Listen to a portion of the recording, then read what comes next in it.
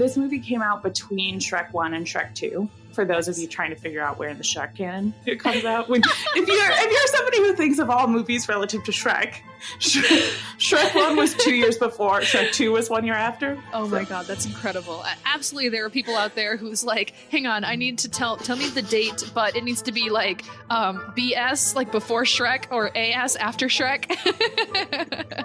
Or DS during Shrek. Is this part of the Shrek Renaissance?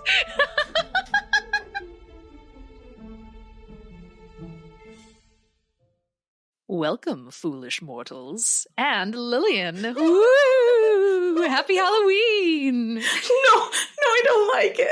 Yes, too bad. It's the spooky episode. Our first spooky episode of Eyre Buds. Hi. I think several of the episodes have been spooky. I've established before that I find Jane Eyre as scary as this book that I can handle. Exactly. I mean, it does maybe have a ghost in it, so yeah. Ooh. Spooky okay. stuff. How's it going?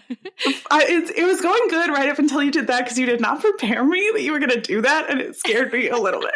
Well, I got a good genuine reaction out of you. Well, listeners, it's Halloween, first of all. Happy Halloween to all of you. Yeah, happy Halloween.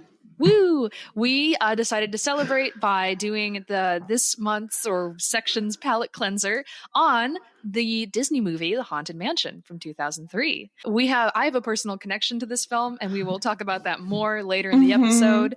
But for now, all you need to know is that it's a spooky family adventure that also has a little bit of gothic romance in it. Hence why we chose it. Yeah. Well, okay. So I know your history with this. Which is that you watched it a lot.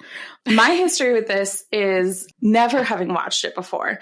And then last night I was talking to my brothers, and I mentioned that we were going to be watching Haunted Mansion. I was like, have you ever seen that?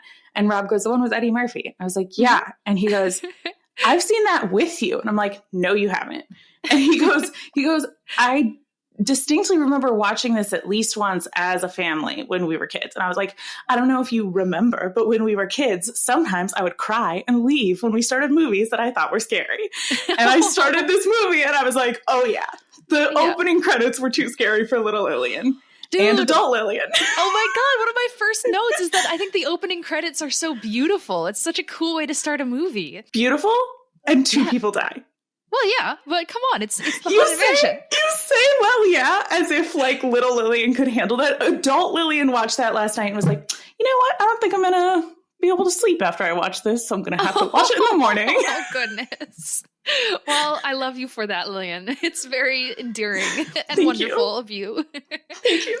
Ruth was also pretty scared by this movie. So Ruth, my dog, for those of you who don't know who Ruth is, watched the movie with me and at several points like looked at me like, are we not going to do anything about the spooky things happening? Cute. Sweet lady. She's just a sweet lady. But other than being fully terrifying, Piper, there's probably a lot of listeners who don't know what this is about. And I'm wondering if you could give them the world's fastest recap of the 2003 Disney movie Haunted Mansion. I sure can. Also, for those of you who haven't watched this movie, what's wrong with you? Why aren't you out here watching Eddie Murphy's 2003 The Haunted Mansion? Come on. Did you maybe Google the movie and see the Rotten Tomato reviews and be like, ooh. Amazing. Okay, well, so you don't have to watch it. I'll just give you the full blow by blow. The Haunted Mansion, it is about, I'm going to start at the kind of plot line beginning. So it's about the Evers family, and this is Sarah and Jim Evers. They are parents, husband and wife, and they are also real estate partners in this real estate firm that they have.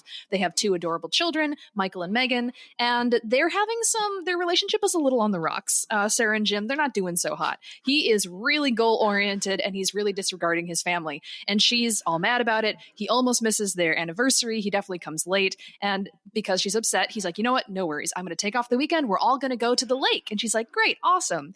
Then she gets a mysterious phone call from a spooky man, and he says that he has a property that he needs help selling. And she's like, no, we can't. We're going out. But then Eddie Murphy just has to like get that gold. And so he's like, okay, we're going to go. We're just stop by 20 minutes tops. So they bring their family all along on their way to the lake. They get to the haunted mansion, very spooky, creepy.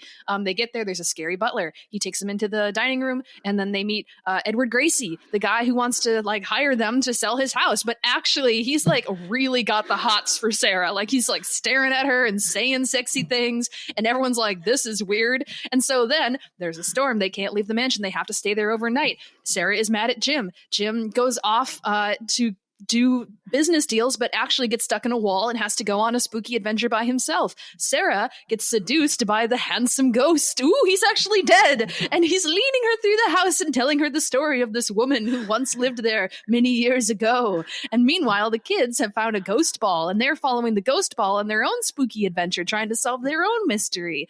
Eventually, it all comes together with him revealing, at him being Edward Gracie, that he believes that Sarah Evers is his long-lost love come back to him at last. And she's like, no, I'm not that person, and runs away. But the butler, the bad guy, is like, no, I will force her to marry you. It is her. It's great. It's going to be good. He captures the kids, uses them as leverage. Meanwhile, Jim is off doing spooky adventures. In the very end, they host a wedding, and right before, we have a Jane Eyre moment where Eddie Murphy gets to run in and say, I object, but too late, she's already drunk the poison because she has to be dead to marry a ghost. But then a fire dragon comes out of hell and drags the butler down to hell, and then all is forgiven, and the ghost ball is actually Elizabeth and goes into her body, and she gets to kiss a ghost. But then the ghost leaves and they all go to heaven, and then the Evers get to go to the lake and have their nice family vacation. The end. It was 2 minutes and 30 seconds. I'm sorry. It was so good. For those of you being like, well, I still feel like I should watch the movie. Don't. This was better than the movie. And besides, we will have even better content for you at the end of this episode, which you should consume instead of the film. Ooh, the little hints in this episode are just leaving you at cliffhangers, leaving you in suspense. What's finally an Air Buds episode that has twists at the end? Ooh. And only if you've listened to most of our episodes all the way through will you actually know what I'm talking about. Mm-hmm. So, okay. Well, with that, I feel like I want to hear what little Piper thought about this the first time she watched it first.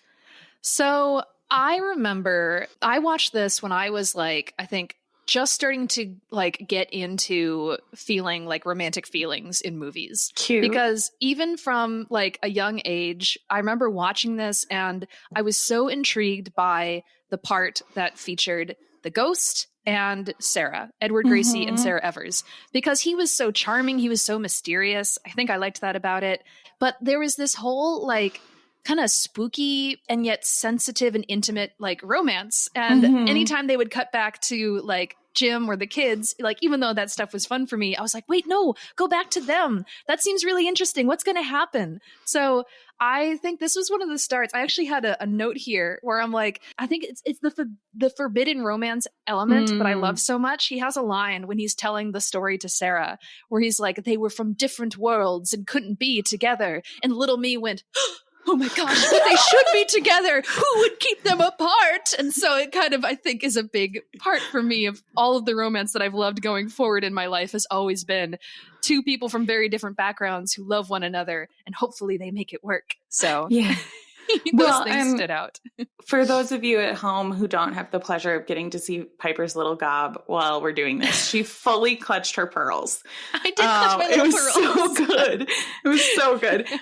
Watching this, genuinely, I kept thinking to myself, oh yeah, the subplot in this is Piper's part. It's the part that Piper likes.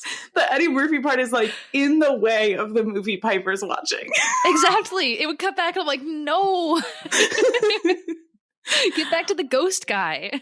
Yeah, I think, and the thing that was so funny to me about those parts is I'm like, listen, I don't want to be rude, but you do not seem to like your husband and you seem very in love with this ghost. Right?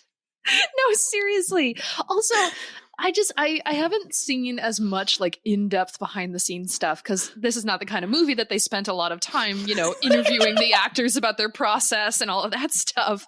But the chemistry between Eddie Murphy and the woman who plays Sarah, which I think her name is Marisha Thomason. That sounds right. I'll do a Goog, but it sounds right. They had like zero chemistry. In fact, there's a scene at the very end, which I don't think anyone cares. I'm going to just say it right now. When Eddie thinks that she's dying and he's holding her in his arms and he's like, Sarah, don't leave me. I love you. Sarah, I love you so much. And there's zero emotion in his voice as he's saying it. Meanwhile, previously, we've seen Edward Gracie like spewing the most heartfelt sentiment.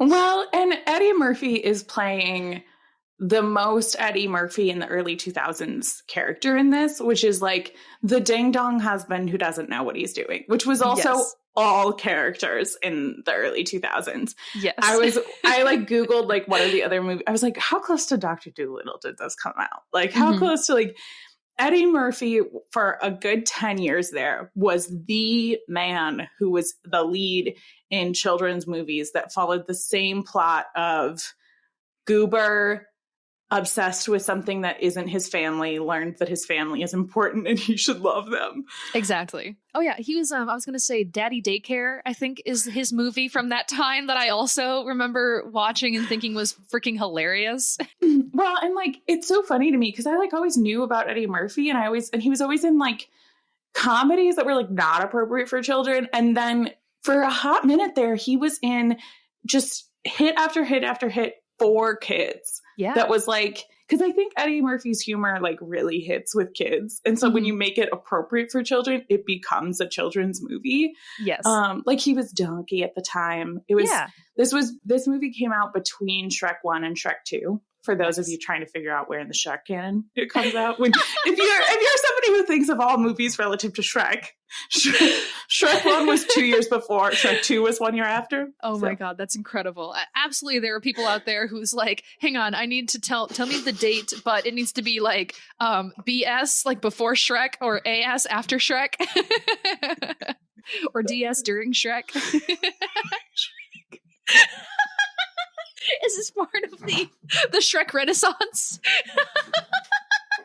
Oh my God. I don't know if you want to keep this in the podcast. I'll leave this up to your discretion later. But a few years ago, a friend of ours was in a relationship with a human man who was playing Donkey in a community production of Shrek. Yes. And it was spectacular to see. It's 10 out of 10. Oh my gosh. Would watch every day for the rest of my life forever. It was so good. But my favorite part of watching this production is that I was sitting next to our friend Ivy, and Ivy did not remember the plot to the movie Shrek. So she was on a roller coaster of emotions. Oh my gosh, that's so funny. Of course Ivy doesn't remember Shrek. She's such a sweet lady. It was just like, oh my God, I can't believe this is happening. What is he supposed to be, an orc? Not an orc. Ogre. She's an ogre. Like the twists and turns of Shrek really, really got her. Cute. Oh my God, it was so that's funny. Wonderful.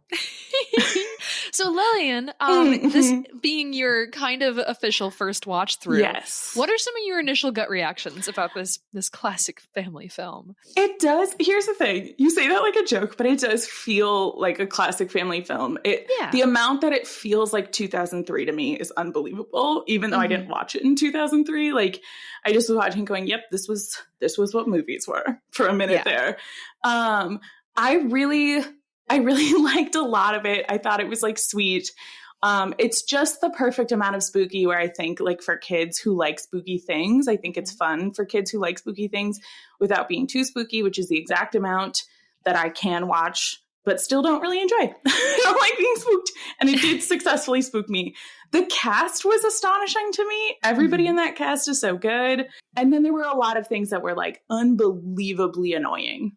Like for example, I know this is supposed to be, like, we're not supposed to like this about him, that he was obsessed with his work. But what annoyed me about that was not that he was obsessed with his work. It was that he and his wife are supposed to be business partners and they're supposed to be doing this together. And they kept writing her lines like she was annoyed at him for always focusing on the business. but then didn't have any ambition of her own. Like she was being dragged along on his ambition when this was supposed to be her listing. Like this is the thing that like I probably shouldn't have cared this much about, but I kept being like, this is her job too. Why doesn't she get to have a like, you're like not even letting her be a part of this business. Like she's waiting at home for you while you're off doing work for the business you both own. Why is this woman not involved in this? Like, I know. Yeah.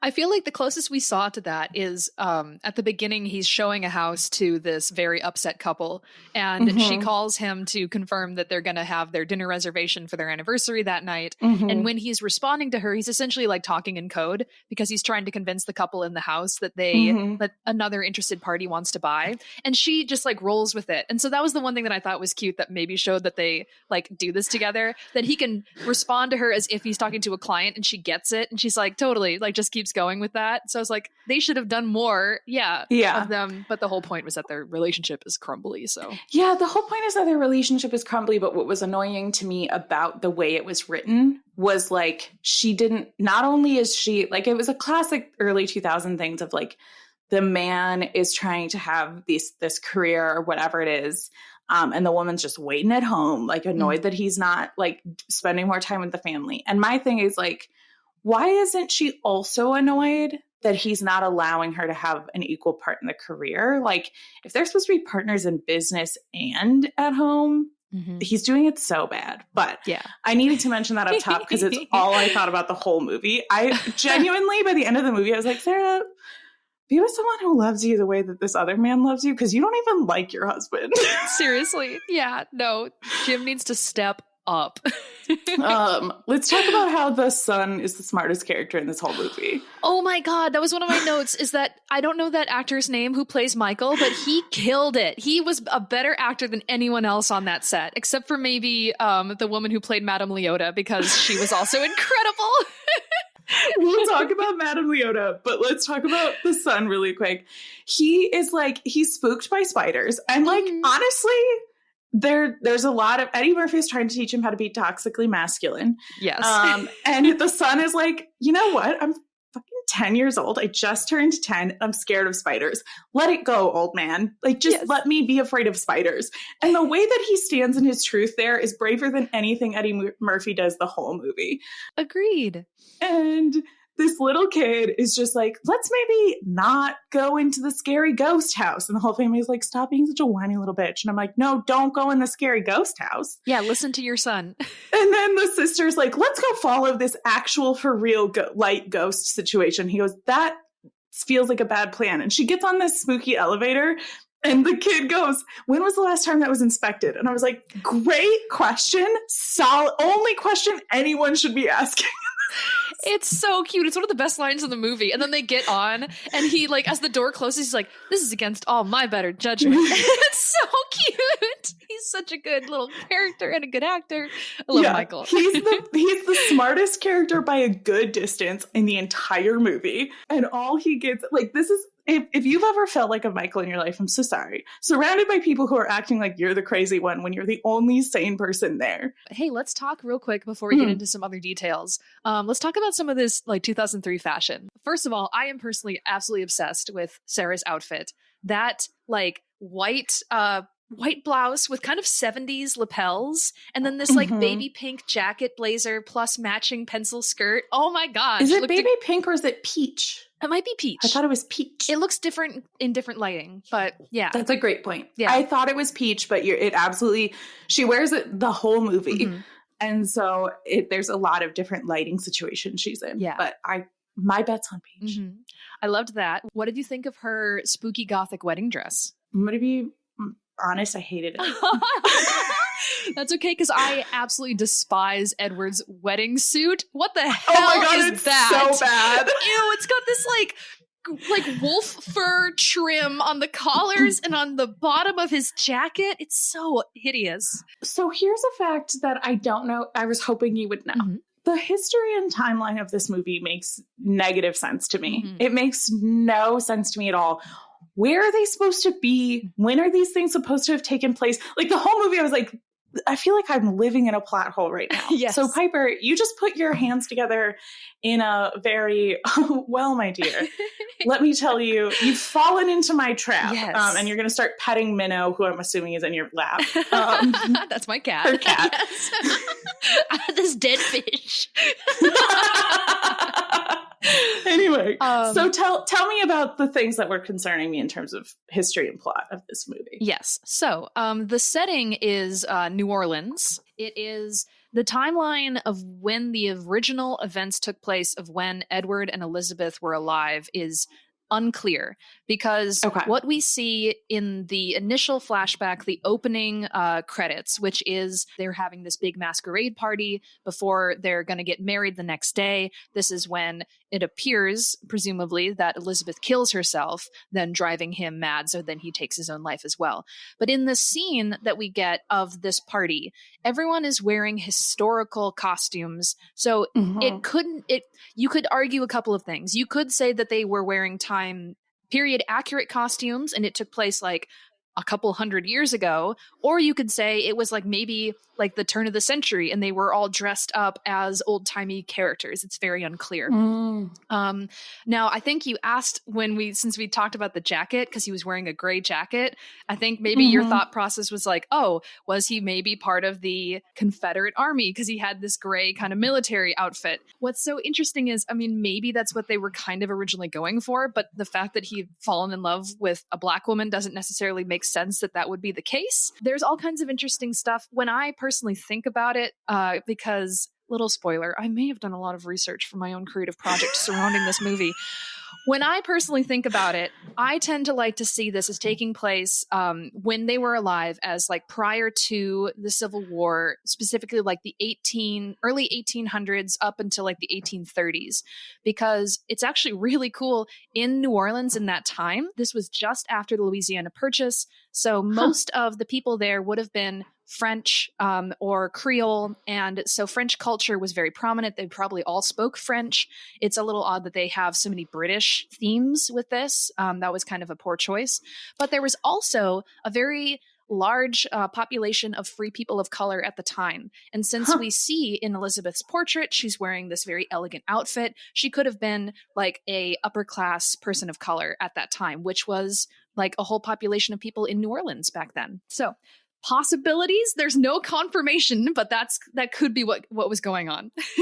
I like that you've established a timeline for me, because it is super, in terms of like this movie, it is super clear that they are just old timey. Yes, they didn't think about it. It was like from the past.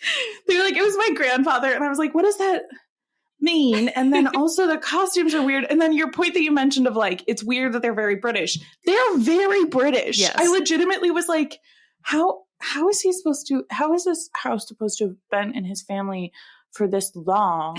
But he's kind of British, but he's also in America. And then also I have some news for you if you think that white people have been here for centuries. Gotta be real careful about how many centuries we're talking there, bud. And I don't know that I care about your family legacy and your mansion in the South for centuries. Yeah. Definitely kind of has like a plantation mansion feel to it. So who can say? I don't think nobody wants to touch the history of what all that was. But if we want to try and be generous, we can maybe say it was during like essentially French occupied Louisiana, in which case maybe we had this amazingly small pocket of diverse cultures where we had free people of color and all these people interacting because the French know how to do it right. I'm going to be completely honest with you. I'm fairly certain that Piper has thought about this more than all of the writers on the movie and all of the actors and all the special effects people combined. And that's for a myriad of reasons. But one of those reasons is because the people who wrote this movie didn't think that hard about it. They just like didn't. That's why they were like, it's spooky. What does a ghost feel like? Ghosts feel old timey. Ghosts maybe British. Ghosts live in house.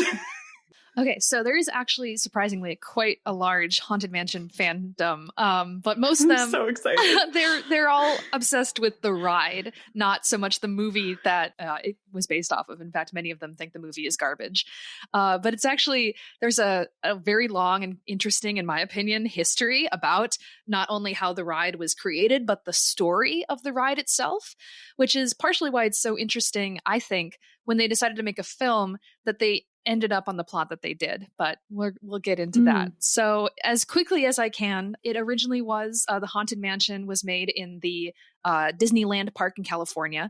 And when Walt Disney wanted to create his theme park to begin with, he knew that he wanted to have a haunted house.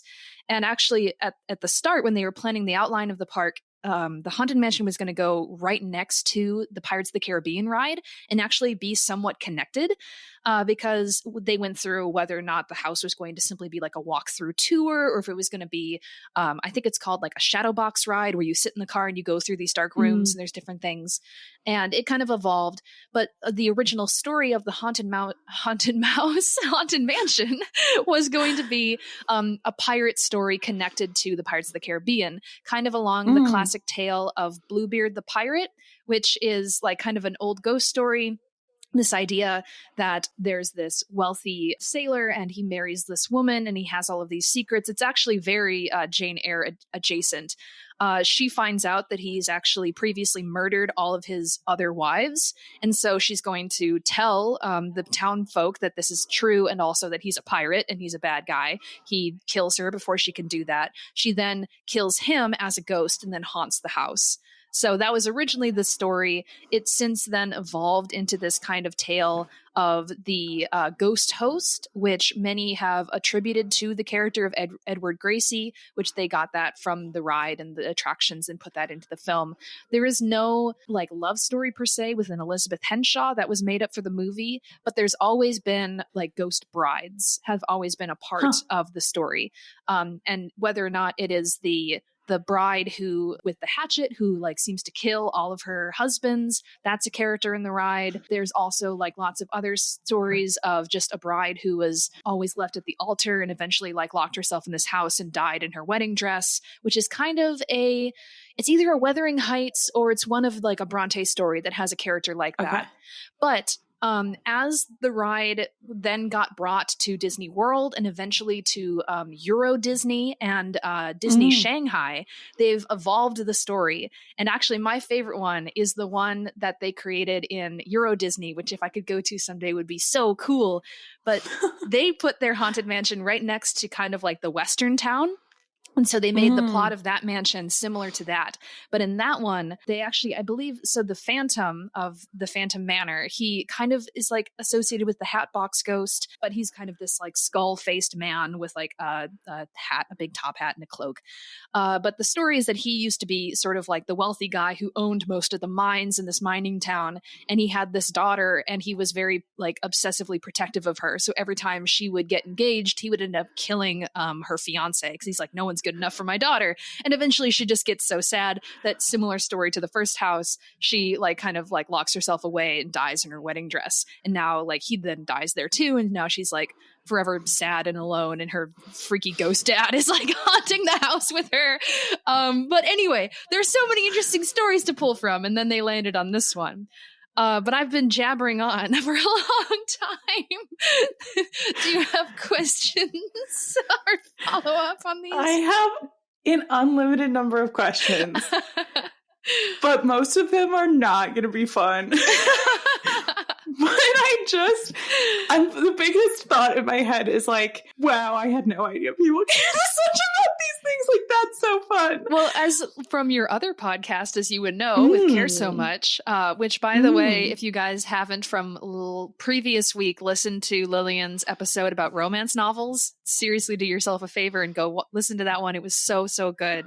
But it was so much fun to record too. Yeah. But Lillian, if not me, because you need to have a variety of voices, I'm sure you could find so many Haunted Mansion experts who would love to tell you even more than I know. So incredible. That's so great. Oh my gosh, that's amazing. Yeah, I think it's interesting. It's so funny to me how many movies come from rides. Like that we talk a lot about adaptation on this. Like the idea that oh my God, we have to find a Jane Eyre ride. There's no way there's not one. There must be somewhere. There has to be a Jane Eyre ride. So if somebody, our listeners, hey, hey, you guys are here. Well, we almost forgot. We almost forgot we were doing a podcast. You guys, where is the Jane Eyre ride? Tell me all about it. Mm-hmm. Charlene knows. There's no way Charlene doesn't know. There has to be a ride and Charlene knows about it. It's probably just like a museum that you can like walk through and like maybe there's a little button and like Jane's like voice will tell you her story. That counts. That's a ride. Their house is a museum. So genuinely, eventually when we go to London for this podcast, we'll have to also take a little bus tour and get out to their house. Amazing. I'm not sure how far away it is. England's so much smaller than I thought it was all the time. So we could probably do a little day trip. I realize now when you say their house, you mean the Bronte's house? Yes, I don't mean Rochester and Jane's house. Well, I was like, wait, is she talking about like an actual Thornfield? But then I also thought maybe you were talking about Charlene and the fact that maybe her house has become a museum to Jane Eyre. And I was like, does she live in England? Charlene, we would come if you decide to turn your own house into a Jane Eyre museum. We'll be the first ones through the door. Yeah, we'll buy the first tickets. Oh, sorry. One last Charlene plug and then we'll move along. Amazing. Charlene is Eyre Guide on Twitter and Instagram, and she has been posting all of these gorgeous covers of all her Jane Eyre books, and I'm fully obsessed. Nice. So if you like Jane Eyre book covers, first of all, she's just a great follow in general, but also go check them out. They're great. Yeah. But Haunted Mansion. Haunted Mansion. Speaking of the whole ride thing, I think that was one of the biggest like downfalls of this movie is so Pirates of the Caribbean, the film, had come out and was incredibly successful, obviously launched a huge franchise. And so I think this was Disney's response to that of trying to be like, what if we can keep doing this? So they went on to their next big famous ride, Haunted Mansion. And instead of, why can't I think of Jack Sparrow's actor's name? Johnny Depp, they got Eddie Murphy to like lead it. Obviously didn't work.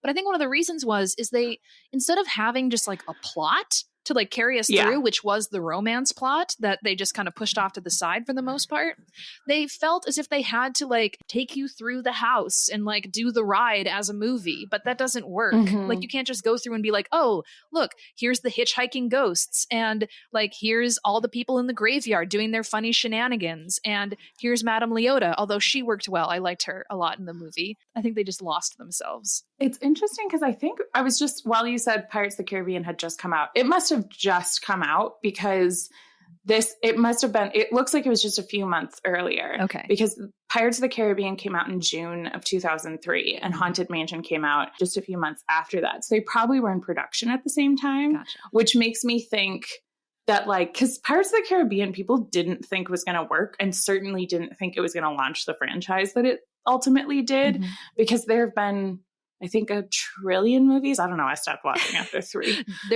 Don't watch any movies after 3. The first 3 are great. The other ones don't exist.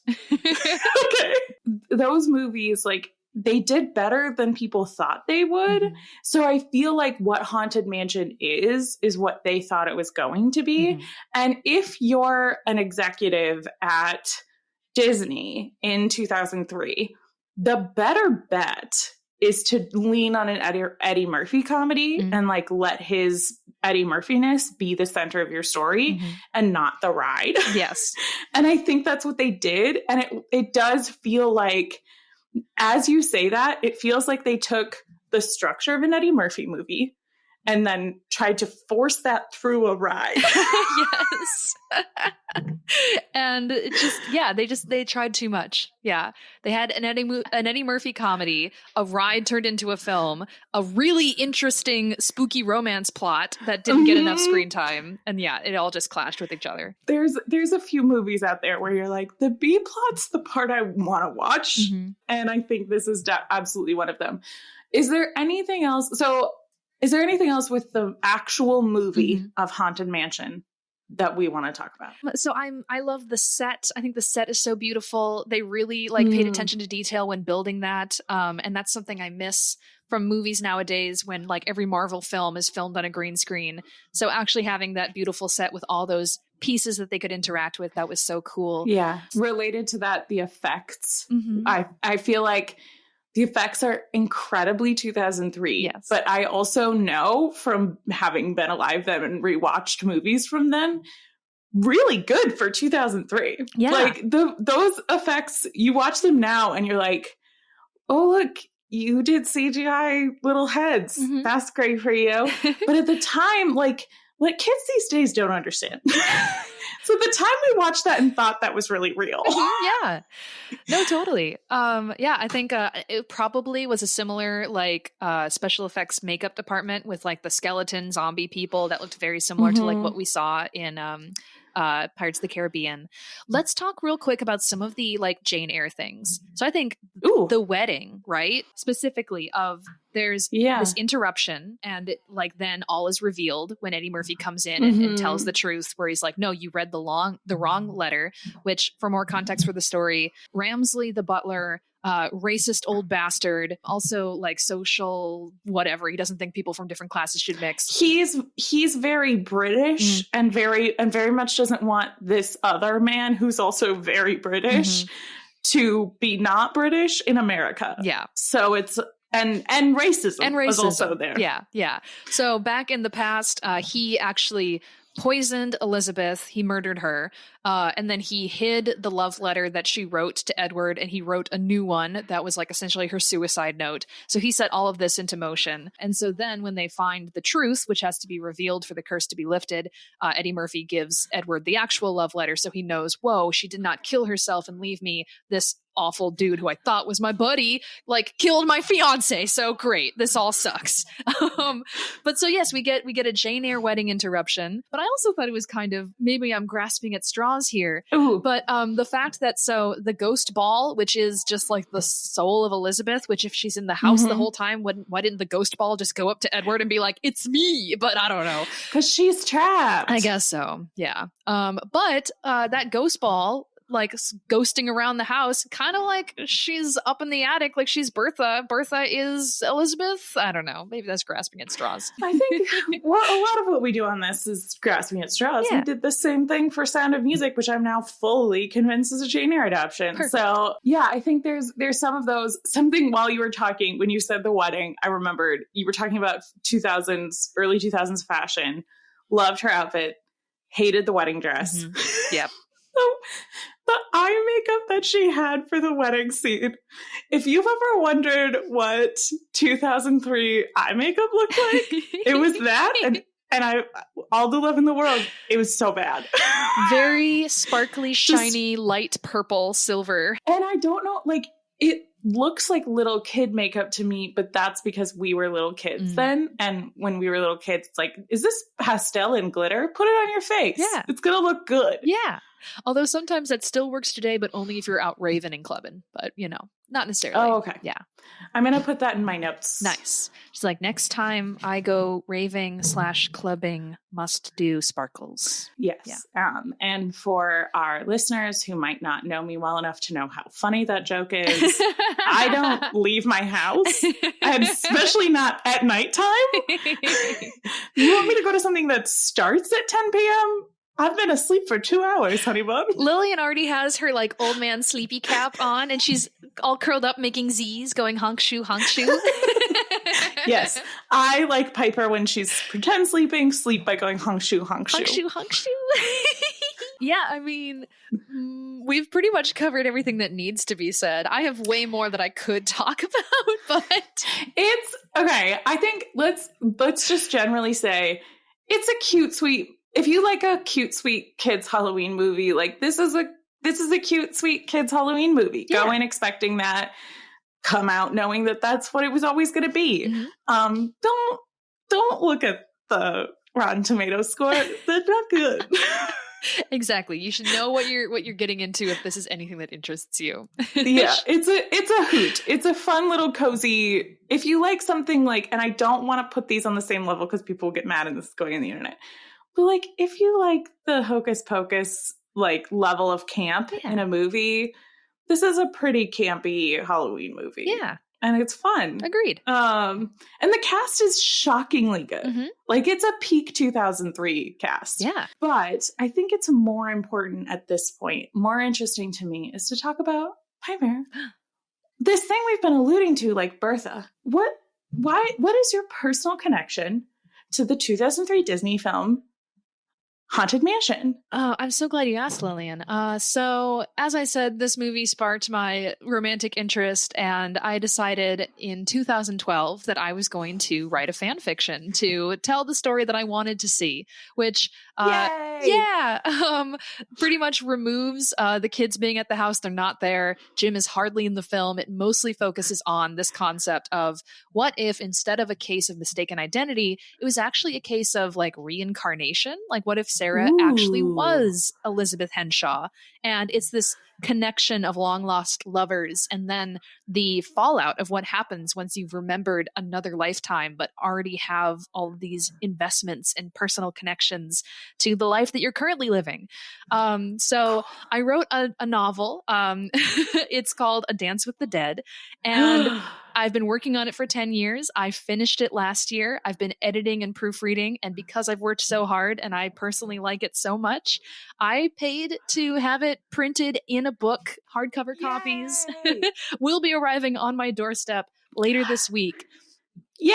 Yeah. So I can't sell it. It's a fanfic, but if anyone wants to read this story and see what a cute, spooky romance could have been, and see what my writing style is like, reach out to me. I'm happy to either see about maybe sending you a copy. We can figure out like shipping, or I can just give you links to where you can read it online. But you can find me on Instagram, just at Piper Cleveland. My last name is spelled Cleaveland, or on Twitter, it's at Piper Art and then the letter C. But yeah, so I wrote a fanfic and I printed it, and I want everyone to read it. So that's why we're here today. Yeah. And I have a million questions, and we're going to talk about that a little bit without spoiling the honestly better sounding story. Thank you.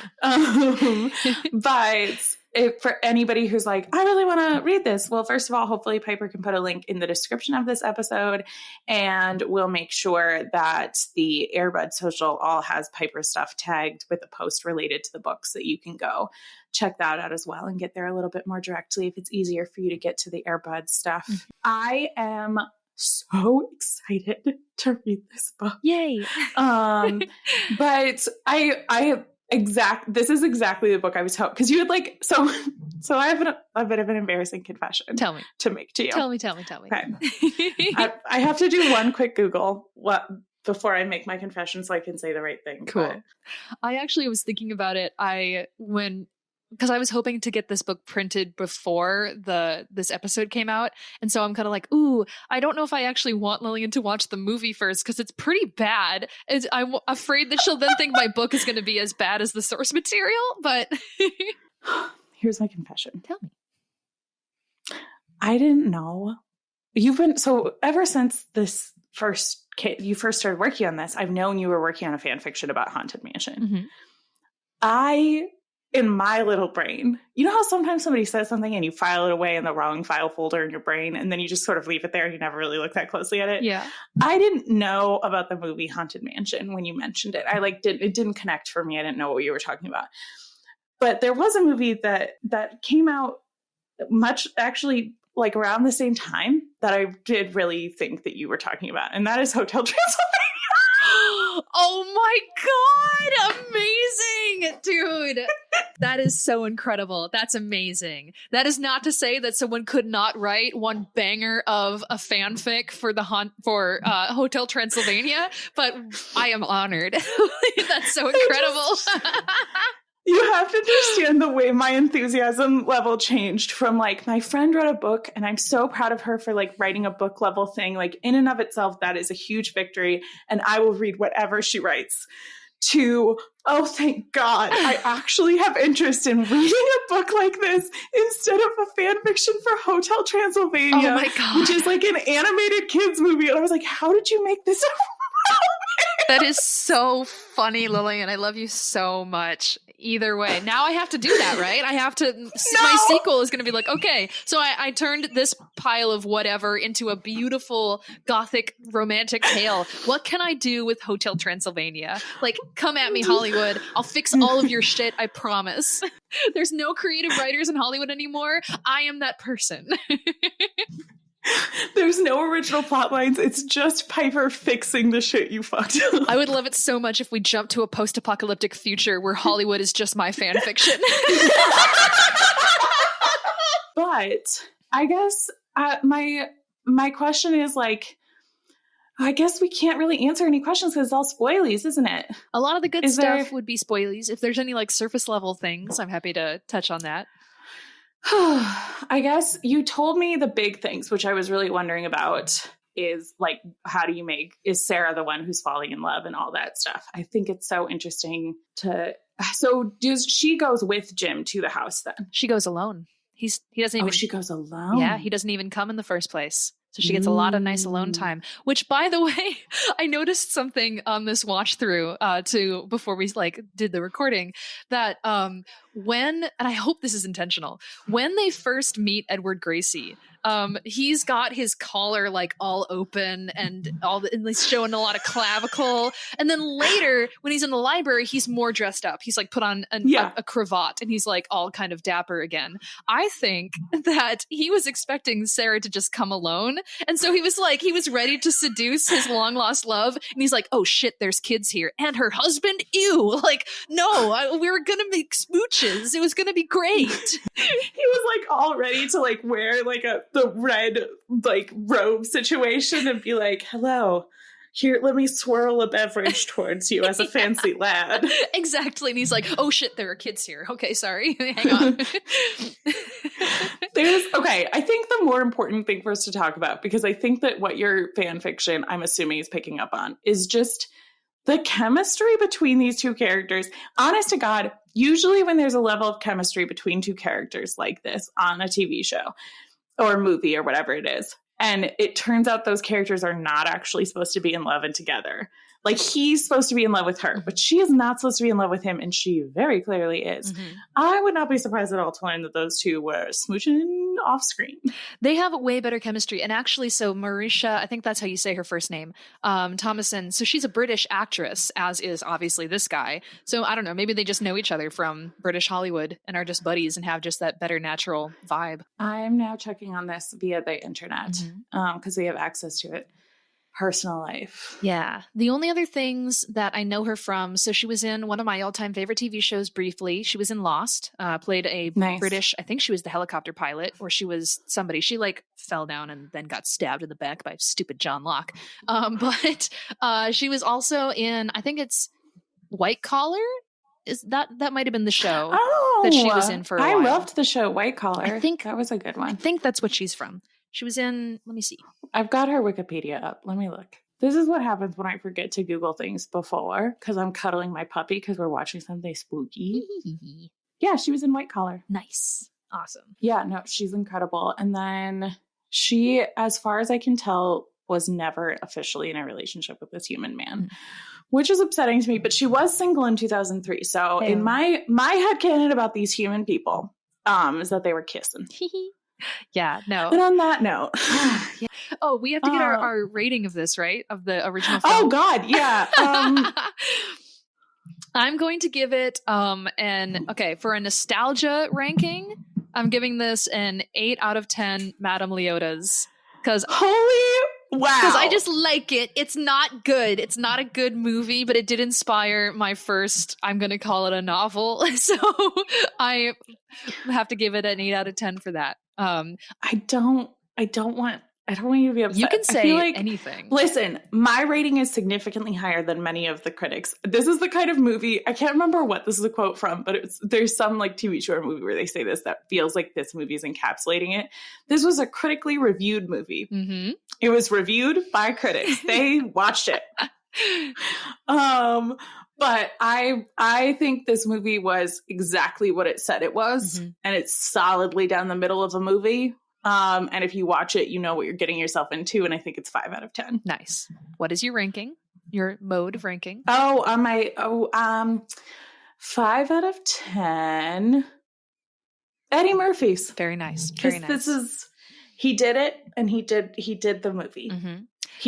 Eddie Murphy went on the ride Haunted Mansion, and they made a movie about it. They sure did.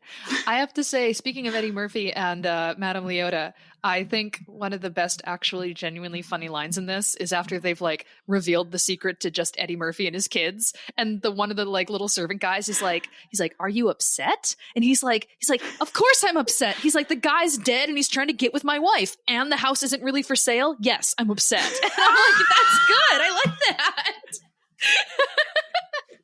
And the house isn't really for sale. Oh my God, that's great. The other thing that I would say is really wonderful about it is there's the Madame Leota also goes with them on their beach vacation. I know, they take her so she's not just alone in an empty house. It's very nice of them.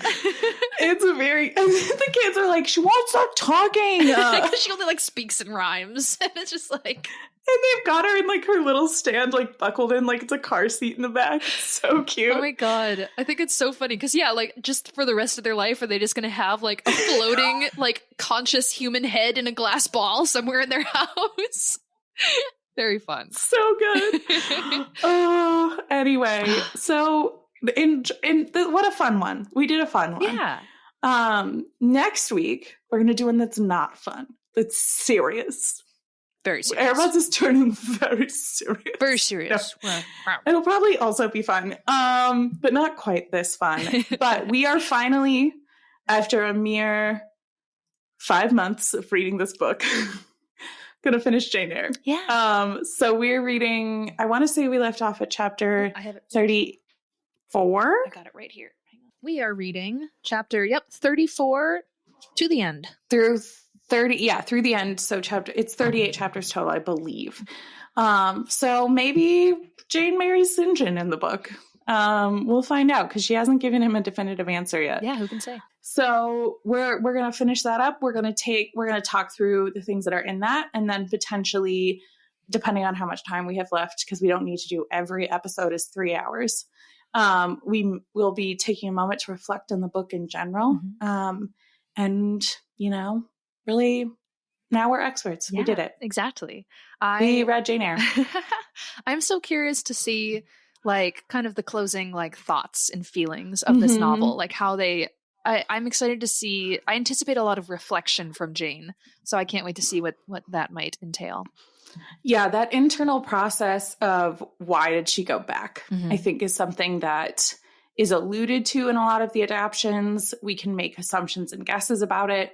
And I'm wondering if, like many of the other things in Jane Eyre that we've seen in the book, it's sort of open to interpretation and we get more subtlety in those decision-making moments. Or if it turns out there's a super clear, I went back because of this, and this is exactly the logic and reasons I used. I'm also hoping that the lines, some of my favorite lines are in there. Like, that I fall for St. John every time he says she's made for labor.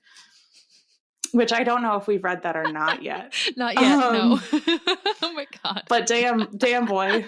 Always getting me.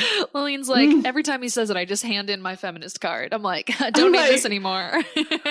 I'm going to go be the problem in the world with St. John. That little baby.